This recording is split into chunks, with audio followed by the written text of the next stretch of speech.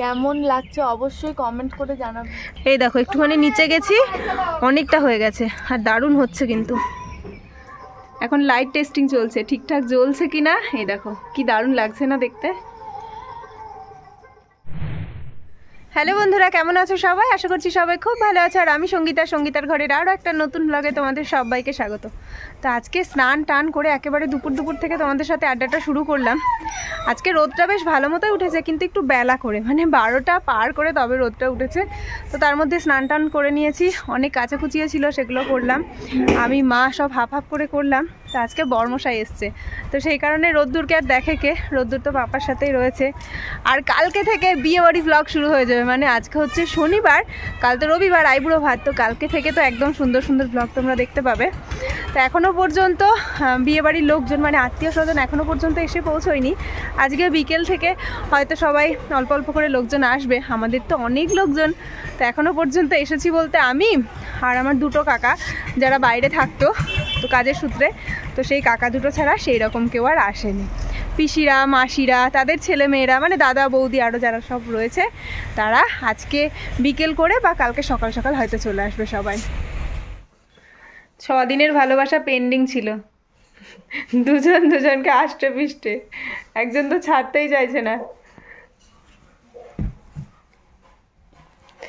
কি রে ছাড়।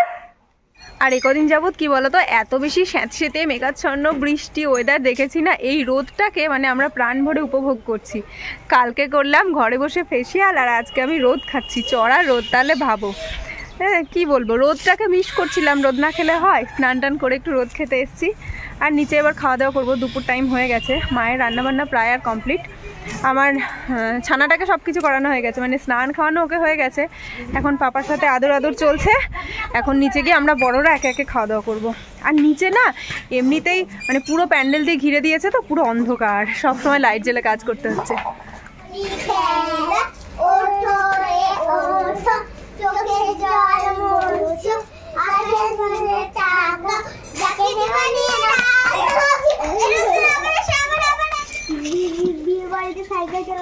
বিয়ে বাড়িতে সাইকেল চালাচ্ছে।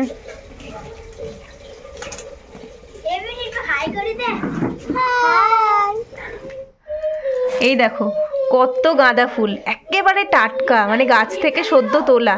কি বলতো, আমার মেজমাসিদের ওখানে এই ফুলগুলো চাষ হয়, তো ভাই আজকে দিয়ে গেছে, মেজমাসির ছেলে, এক ঝুড়ি গাঁদা ফুল। কালকে থেকেই লাগবে ফুলগুলো, মানে আইবুড়ো ভাতে থালি সাজানো হবে, তারপরে তো আরও অনেক কাজেই লাগবে। আমার ফুলগুলো দেখে মনটা ভরে যাচ্ছে, দেখো পুরো টাটকা। এ ধরনের তুই মেহেন্দি করেছিস? দেখা, উল্টো দিক কর, দেখি সুন্দর করে। বাহ, সুন্দর হয়েছে। কে করলো? তানিয়া দিদি। ও গুড্ডু মামার মা, ও কেমন সাইকেল চালাচ্ছে দেখো। আমি চাপবো তোমার পেছনে, বলছে গুড্ডু সামনে বসবো।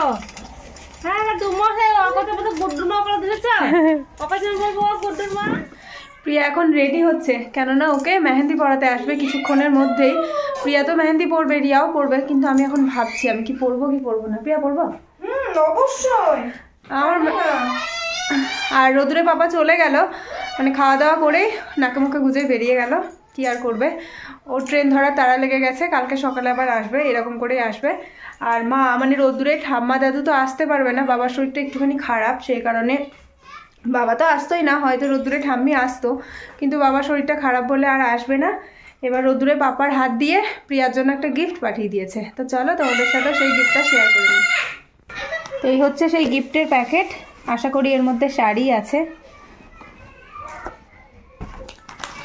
এই দেখো একটা শাড়ি, লাল টুকটুকে একটা শাড়ি।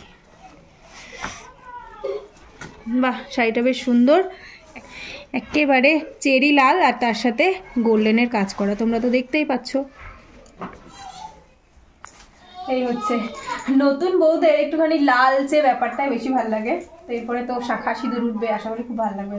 শাড়িটা আমার খুব পছন্দ হয়েছে জেঠিমা, যদি তোমরা আসতে তাহলে খুব ভালো লাগতো, খুব পছন্দ হয়েছে শাড়িটা। Thank you. কেমন লাগছে অবশ্যই কমেন্ট করে জানাবেন। মেহেন্দিটা তো কেমন লাগছে, আপনাকে খুব সুন্দর লাগছে, এর মধ্যে 2-3টে রিলস বানানো হয়ে যেত। সারাদিনে যে কতবার আর উপর নিচ করবো তার আর ঠিক নেই, কোমর ব্যথা হয়ে গেল। রোদ্দুরকে নিচে ঘুম পাড়িয়ে রেখে এসেছি, আর সবাই তো ছাদে মেহেন্দি করতে এসছে, আর মাও নিজের কাজে ব্যস্ত, সেই কারণে একবার করে দেখে আসছি ছানাটা ঘুম থেকে উঠেছে কিনা, কেননা পাশে না থাকলে তো উঠে পড়বে। আর একবার করে এদিকেও মনটা টানছে যে কি কত দূর হলো মেহেন্দিটা, তো একবার করে নিচে যাচ্ছি আর একবার করে উপরে উঠে আসছি। এই দেখো একটুখানি নিচে গেছি, অনেকটা হয়ে গেছে, আর দারুণ হচ্ছে। কিন্তু আমি যে কত বছর হলো মেহেন্দি করি না, মানে আমি মেহেন্দি খুব একটা করতে পছন্দও করি না, কিন্তু লাস্ট যে কবে করেছি সেটাও মনে পড়ছে না। কৌশিক লিখেছে, মানে কৌশিকদার নাম লিখেছে। এই হাতে হবে? ও এই হাতে। করো করো, আমি আমার ছেলের বিয়েতে করব। যে মেহেন্দি করছে তার নাম কি? স্বাগতা হালদার। এটা রিয়ার বান্ধবী, ছোট্ট মেয়ে।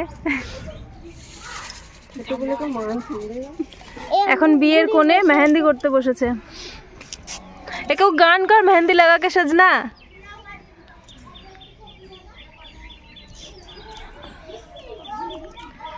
এ দু হাতে করবি তো প্রিয়া? একদম। এর ভেতরে কেলেক কেলেক লিখবি না? কে কে অন্য কোথাও লেখা খুঁজতে হবে নাকি সেটা? এ তোরাও দিবি মেহেন্দি সঙ্গপাঙ্গ? এরা দুজন দিয়ে দিয়েছে চুনোপুটি দুটো। বিউটি দিয়েছিস? এ ধরনীটাই দিয়েছে। দারুণ হয়েছে কিন্তু, দুটো হাত পুরো ভরাট হয়ে গেছে, সত্যি বলছি খুব সুন্দর হয়েছে। আর তোমরা লক্ষ্য করো বরের নাম কোথায় লেখা আছে, মানে নামের প্রথম অক্ষর। পুরো নামও লেখা আছে। পুরো নামটা সবাই দেখতে পেয়েছে, কিন্তু প্রথম অক্ষরটা কোথায় লেখা আছে খোঁজো খোঁজো খোঁজো খোঁজো। তাও হিন্টস দিলাম, কে হচ্ছে প্রথম অক্ষর। আর বিয়েতে তো মেয়ের সাথে এই সমস্ত জিনিসপত্রগুলো দিতেই হয়, বাবা মায়ের দায়িত্ব কর্তব্য। তো এখানে রয়েছে সমস্ত কাঁসা পিতলের জিনিসপত্র, অনেক জিনিসপত্র রয়েছে, আমি আর প্যাকেট থেকে খুলছি না। এই যে এত জিনিসপত্র কাঁসা পিতল সব মিশিয়ে। আজকে সন্ধে সন্ধে করে এই যে লাইটগুলো লাগানো হচ্ছে, আর এই ঝাড়বাতিটা দেখে আলো যখন জ্বলবে ভাবতে পারছো কত সুন্দর লাগবে।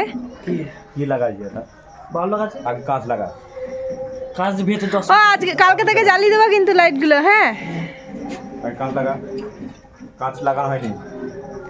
এই যে উপরটাতে এই ঝাড়টা লাগানো হবে।